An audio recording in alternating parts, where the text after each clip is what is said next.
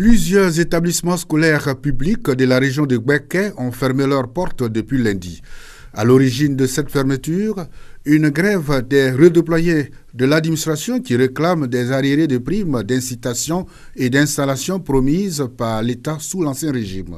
Cette revendication, quoique légitime, cause du tort aux élèves du primaire et du secondaire, du fait de la méthode utilisée par les leaders du mouvement des grévistes qui ont pris en otage l'école du secteur public, empêchant les enseignants, surtout ceux non concernés par leur grève, de dispenser les cours. Au niveau de l'éducation, nous sommes les plus nombreux. Sinon, quand vous allez au tourisme, c'est fermé. Quand vous allez à l'agriculture, c'est fermé. Au niveau du CHU dont vous parlez, il y a certains de nos camarades qui sont concernés par les primes, qui suivent la grève et d'autres travaillent.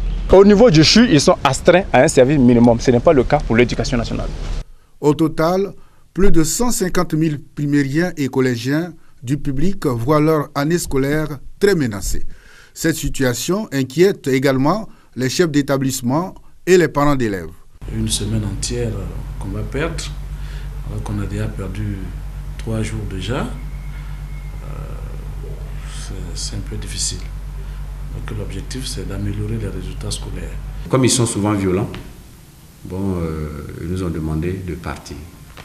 Donc on a fait partir les enfants pour éviter qu'il y ait des casses. En tout cas, nous leur demandons pardon de penser à ces enfants qui sont l'avenir de ce pays. Nous sommes dans une phase de réconciliation. Il faut que chacun fasse un sacrifice. Ça nous plaît parce qu'on a dépensé pour rien. Aujourd'hui, on a des enfants qui sont en classe d'examen. On passe une semaine à la maison sans rien faire.